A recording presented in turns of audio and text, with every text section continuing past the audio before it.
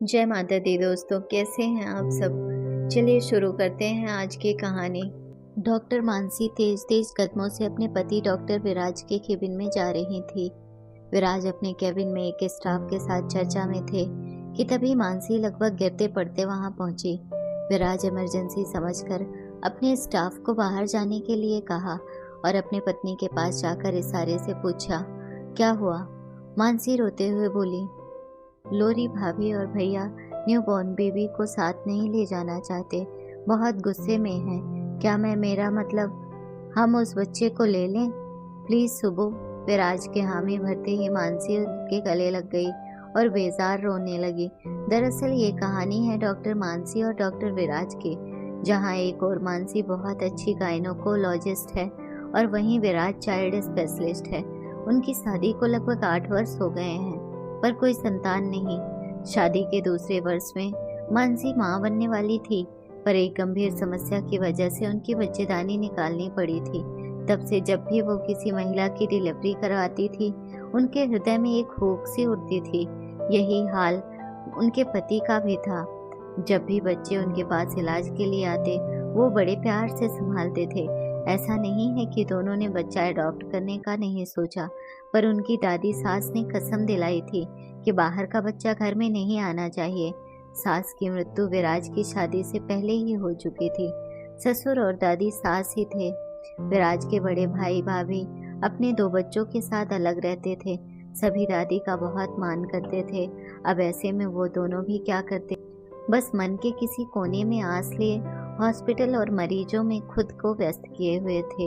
एक दिन मानसी के पास उनकी जेठानी लोरी अपनी दूसरी प्रेगनेंसी में उनसे गर्भपात कराने आई। दरअसल जेठानी के 12 वर्ष के जुड़वा बेटी बेटा थे। उनको पता भी नहीं चला कि वो प्रेग्नेंट है। जब मानसी ने टेस्ट किया तो पता चला कि दूसरे ट्राइमेस्टर की शुरुआत है और अब अबॉर्शन नहीं हो सकता। मन मारकर लोरी ने ये बच्चा रहने दिया, पर जब विसंगति टेस्ट कराया तो ऑटिज्म के कुछ लक्षण दिखे। मानसी ने स्पष्ट रूप से सब कुछ लोरी को बताया तो उसने हल्के में लिया और प्रेगनेंसी जारी रखी। मानसी ने भी ज्यादा कुछ नहीं कहा, क्योंकि यही जेठानी उसके मां न बन पाने पर यदा कदा बहुत कुछ सुनाती रहती थी। लोरी का 8वां महीना शुरू ही हुआ था कि असहनीय पीड़ा हुई और कल रात मानसी के हॉस्पिटल में डिलीवरी करानी पड़ी।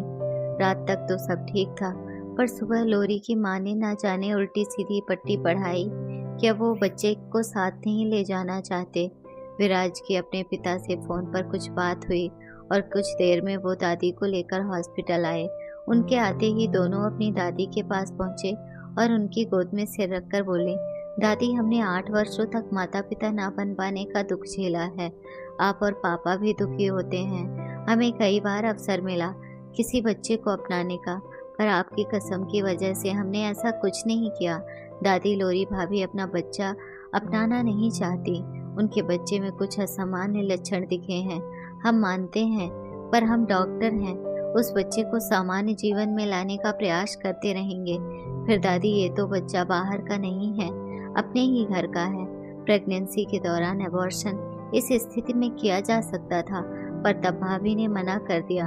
अब आप ही बताओ, इस जीते जागते बच्चे को कैसे छोड़ दें। वैसे भी आज पहली बार मानसी ने मुझसे अपने लिए कुछ मांगा है, कैसे मना कर दूं बताओ। क्या इसको ये खुशी ना दूं। ये हमारा दुर्भाग्य ही है ना कि एक गायनोकोलॉजिस्ट और पीडियाट्रिशियन जो दिन रात बच्चों के बीच में रहते हैं, उनका अपना बच्चा नहीं है। दादी ने उनके हाथों को अपने हाथ में लेकर कहा, डॉक्टर साहब बातें ही करते रहोगे या मेरे परपोते का मुंह भी दिखाओगे। फिर घर जाकर मुझे तैयारी भी तो करनी है उसके स्वागत की।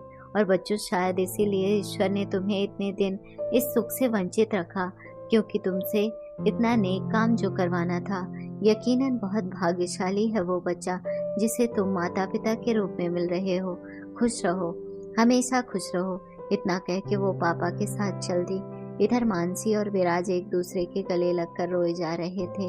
आज मानसी की ममता तो तृप्त होने जा ही रही थी, विराज का वात्सल्य भी जग गया था। आज उनका बच्चा जो आया था उनके जीवन में। अगर आपको कहानी अच्छी लगी हो तो अपने दोस्तों के साथ भी शेयर कीजिए और कमेंट में ज़रूर बताइए कि कैसी लगी ये कहानी। और हाँ, चैनल को सब्सक्राइब करना ना भूलें। धन्यवाद।